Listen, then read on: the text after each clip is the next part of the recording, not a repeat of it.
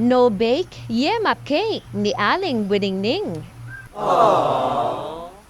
Oh, huwag nang mag-alala doon sa mga walang oven. Kakayanin na natin to mga besh. At para makasama na sa ihahain mo sa darating na Pasko. Para lahat ay salo-salo.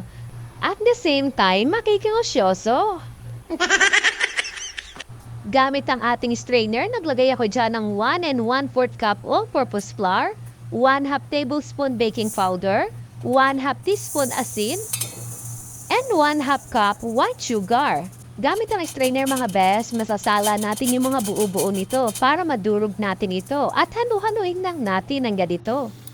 At kailangan natin dito ng 4 na eggs mga besh. Pero yung yolk lang yung kukuhanin natin dyan. Na parang ganito mga besh. Ganyan lang yung aking ginagawa. At itabi lang muna natin yung ating egg white. Ilagay na nga natin dito sa lagayan yung ating 4 na yolk. 1/4 cup cooking oil. Dito mga besh, gumamit ako dyan na olive oil. Pero kahit na anong oil ay pwede naman mga besh. At 1/2 cup evaporated milk. Halu-haluin lang natin ito mga besh hanggang sa magkasama-sama o matunaw na yung ating inilagay dito. At okay na to mga besh, kaya ang gagawin natin ay ihalo na natin dito sa ginawa nating dry ingredients. At syempre, wala tayong ibang gagawin kundi halok-hayin uli natin ang todo.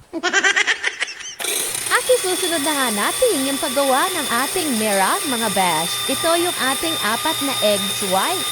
Kailangan natin gumamit ng hand mixer mga besh para hindi mangawit yung ating kalikalay. At walang cream of tartar si Aling Buningning mga besh, kaya ginamitan ko siya ng 1/2 teaspoon lemon juice. At kung walang lemon mga besh, pwede rin yung ating vinegar. At mag-a-add din tayo dito ng 1/4 cup white sugar. Ito mga besh ay unti-unti lang natin itong ilagay habang ginagamitan natin ito ng hand mixer. At ito nga mga besh, kailangan nating ma-achieve dito sa ating ginawang mera. Diba? Ang ganda? At dito nga ay paghahaluin na natin sila. Dito mga besh ay konti-konti o dahan-dahan lang yung ating paghalo. Huwag natin i-overmix ito mga besh para buo pa rin yung ginawa nating merang, diba? At para maging fluffy pa rin yung kinalabasan nito. At dito mga besh ay gumamit ako ng parchment paper. Ilalagay ko to sa ilalim at butas yung aking ginawa. Nakikita nyo yung aking lutuan? Na iyan po ay pang baking At nilagyan ko lang po nito ng cooking oil. Para hindi lang siya manikit nito sa ating nilagyang lutuan. At syempre, sali na nga natin itong ating ginawang mixture dito sa ating lutuan. At pagkatapos nga niyan ay takpan lang natin ito ng foil para hindi tuluan ng tubig kapag isinalang na natin dito sa ating steamer. At habang ginagawa ko ngayon mga besh ay nakapagpakulo na ako ng tubig dito sa ating lutuan.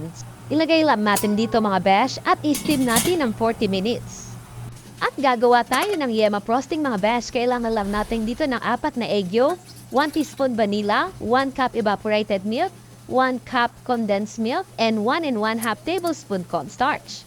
Halu-haluin lang natin ito mga besh hanggang sa matunaw o magkasama-sama yung ating inilagay na mga ingredients dito. Yan mga besh ay wala pang apoy ha.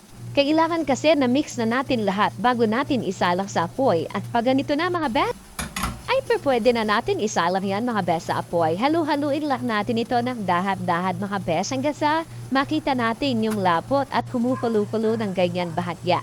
Pwede na natin mga besh patayin yung apoy habang inilagay natin yung ating butter.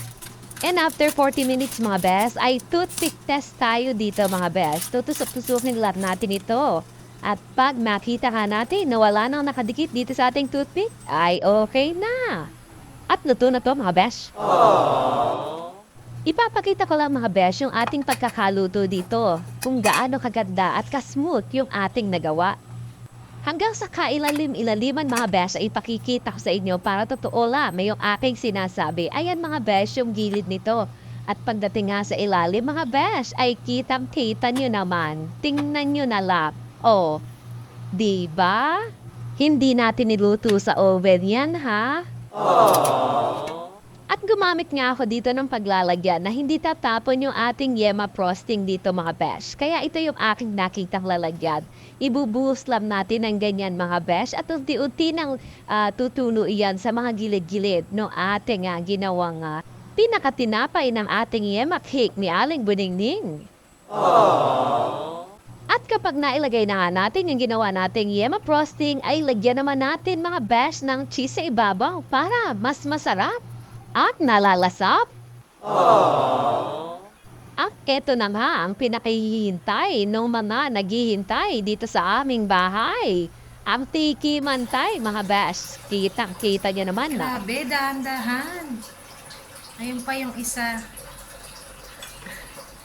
At ayun nga si Kuya Sai, ni hindi nakapagsalita, nag-thumbs up lang. Ang ibig sabihin na nun ay napakasarap. At hanggang dito na lang mga besh, ang laging sambit ni Aling Buningning. Tayo nang kumain. Thank you for watching. Bye!